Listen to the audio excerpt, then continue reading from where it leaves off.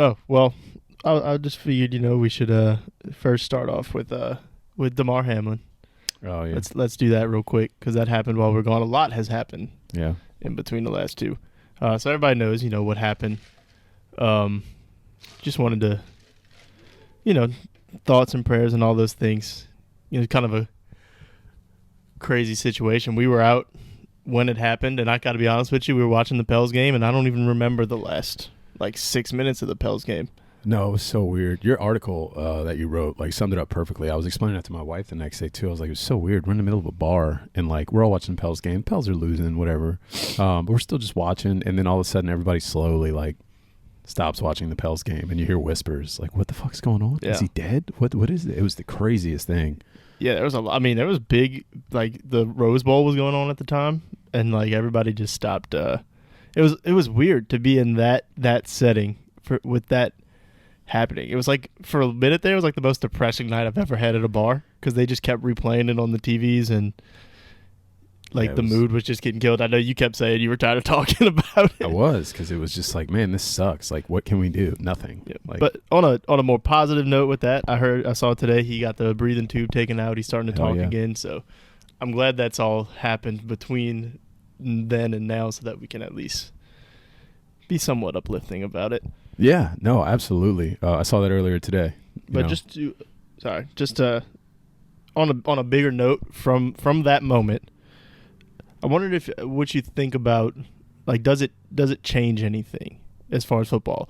Yes. No, so okay, with the NFL, and then I want to get your thoughts on your son's a little older, so you're not really necessarily making the decision of whether you want him to play, what you want to let him play and stuff like that, I guess, for the first time. Right. But obviously I've been thinking about that a lot. So I just wanted to get your thoughts on that. Do you think it changes anything as far as maybe new rules, whatever, and then your thoughts from a parent perspective on it?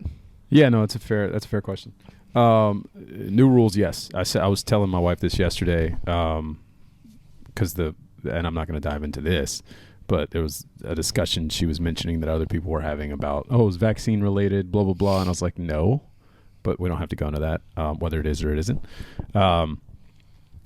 I think, every year they have, you have your conditioning tests, you have all these things. And unfortunately, there's always going to be these outside situations where random conditions pass through. In my opinion, I think you're just going to see more of a focus on if there's any type of issue in that test or anything specifically. I think they're just going to hone in more. They're going to dive in deeper into preseason physicals, health and wellness. Did it ever come out whether he had any kind of I don't know preconditioning thing? I don't know. Yeah, I can't speak to that. I think I saw that they were testing for certain things to see, but to me it feels like there's some a rule change or something, like you're saying something can be done, but it feels like it was just a wrong place, wrong I've heard of it happening in other sports, but it's usually it happened in hockey before with a puck hitting the guy right there. It's usually small objects. Yeah, it happened in basketball. I think it was college or high school. And I listened to somebody else say that youth baseball players now are starting to wear things on their chest to you kind see of that a prevent lot. it. But I don't know. I kind of brushed it off. I'm sure you saw the thing with Bart Scott. He was catching some flack for kind of blaming T. Higgins a little bit. That's crazy. But he was saying something about a certain move he did. They're trying to get out of the game or something like that. I didn't listen to it because I was this is ridiculous. But I don't know. Maybe there's something.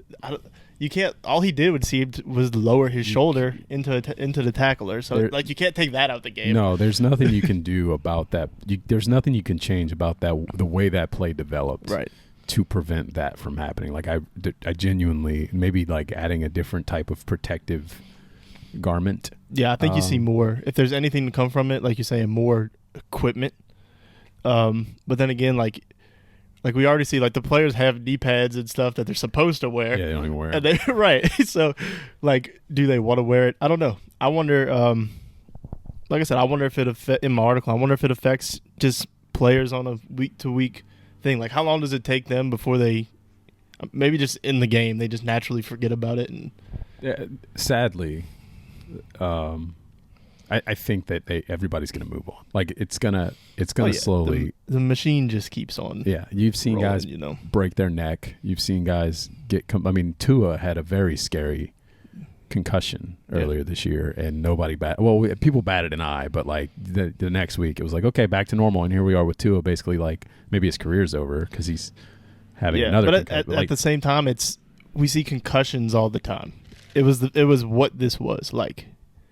We didn't. You never see, at least in our lifetime, never seen anything like that. And like to hear players like Mark Ingram the next day was on Kay Adams' podcast, and he said he was getting calls from his wife, his parents, like, "Hey, maybe it's time for you to hang him up." And well, it's scary. Yeah, I mean, for everyone, it's scary. When you see something like that, it's scary. You think of yourself, you think of your family, you think of just all those situations that you never would typically think of. Anytime you see any type of traumatic event, right? It's gonna make you think deeper and reconsider some things. I don't know. Getting into the parent perspective, like that probably is a good way to shift gears, right? Like you're thinking about your son and like what he's gonna play.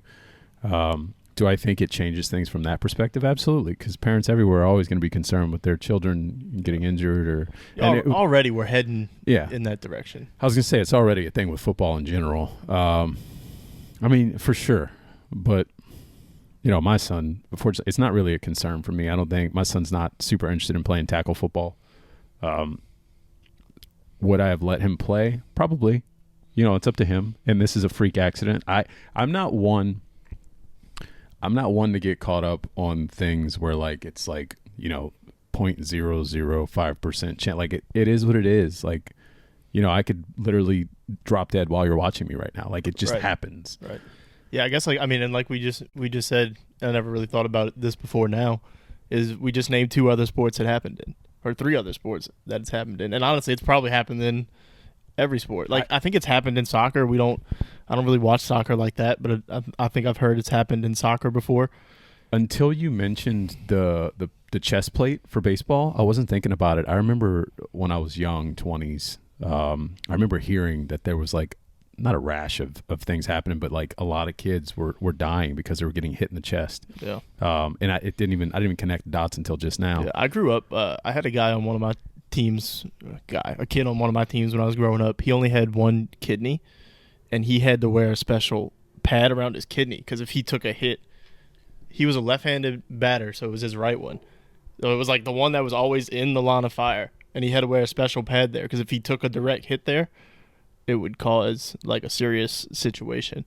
So I mean, it's I don't know. But it's just something I thought about. Like, I already think about it all the time. Like, what do I want to let him play? And I guess, like you're saying, it's got to be up. Just leave it up to him. Let him. It's kind of how I feel now. If you want to talk, I understand football specifically. People worrying about head trauma because that's not something that's like as rare. Like I mean, I can remember playing football, and I definitely had some concussions while I was playing football as a kid. And you were taught. And it's like the bravado around the game of like, you're not hurt, like you're gonna play through it, like you're tough it out. That was kind of always, even in sports in general, but specifically football, that was kind of always the mentality. And I don't think in a sport like football you can ever get away from that. You could pretend you can, but I don't. It's a very physical game. We still ooh and ah over big hits, even if they're outlawed. We still get excited over big hits. Yeah, like it just is what it is. So I think with football specifically. Like, yeah, you're going to, parents are going to worry about that. But other sports, like, it is what it is. Yeah. Well, just wanted to, get your perspective on that. Like I said, he's doing better now, it seems. Yeah, that's awesome. Whether he ever plays again is a question. But, yeah, glad to hear he's doing better.